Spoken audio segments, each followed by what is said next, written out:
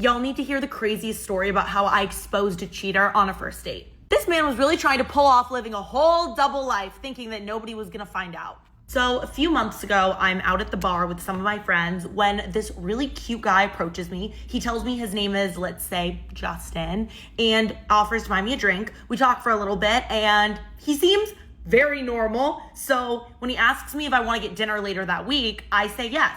And when I'm getting ready and going to the restaurant, I'm actually really excited because at the bar, it seemed like we actually had good banter. We're pretty compatible. So I was like, you know what? I think this is going to be a good first date. I was wrong. It was a very bad first date. So I get to the restaurant and he is already there at our table, gives me a hug, and immediately I am so comfortable talking to him on this date. He's so easy to talk to, so kind, so funny. My first dates do not normally go like this. It is not immediately just so comfortable. Felt like I knew him for a long time. And everything he was saying, he was just too perfect. Like I kept thinking of that in the back of my mind. I was like, this man is too perfect, like too put together. Like everything just seems too good to be true. But I was like, Kelsey, you're being cynical. He was telling me about his job and about how he's really high up at this company, which I found really surprising because he was super young, but he told me he just worked really hard and worked his way up. And now he has this really impressive position at such a young age, which again, I was like, okay, this guy is cute, he's funny, he's nice, successful. Like, what is the catch?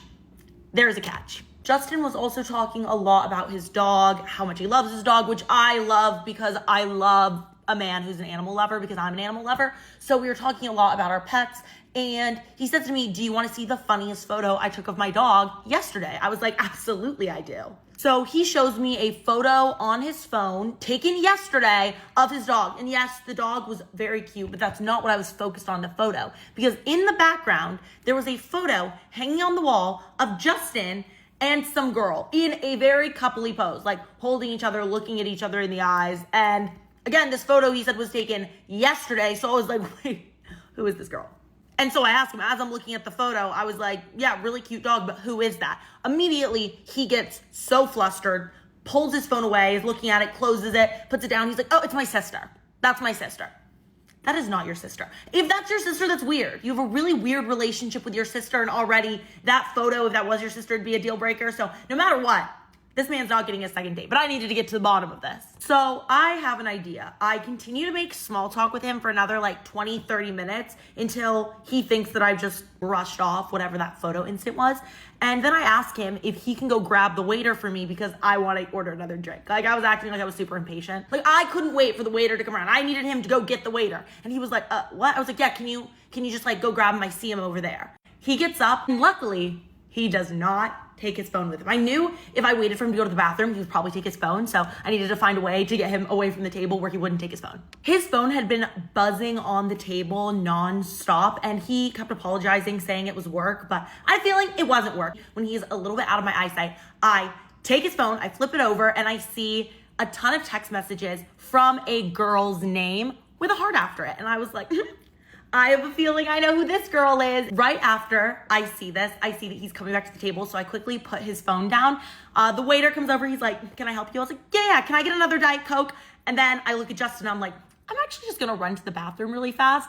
And I immediately go run to the bathroom and look this girl up because her name was pretty unique. So I knew it'd be easy to find her social media. And I did. And when I find her social media, it's public and it's filled with pictures of her and Justin. But when I see the man tagged as Justin, the man I'm on a date with, different name. This man's name is not Justin. And it was not his girlfriend. It was his fiance because the pinned post on her profile was a joint post between the two of them showing their engagement, which just happened less than a month before.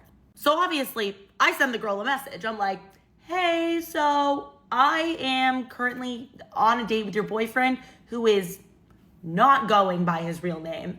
And the girl must have been on her social media right then because I immediately get a response. She asks where I am and says to stall because she'll be there in 10 minutes. I was like, I did not expect that, but I'm here for it. So I go back to the table. I think he could tell something was up because he's immediately just trying to get the check. And I was like, no, you cannot take a girl to dinner and not offer to get her dessert. Can we please see the dessert menu? The waiter comes over and I am reading that dessert menu so slowly.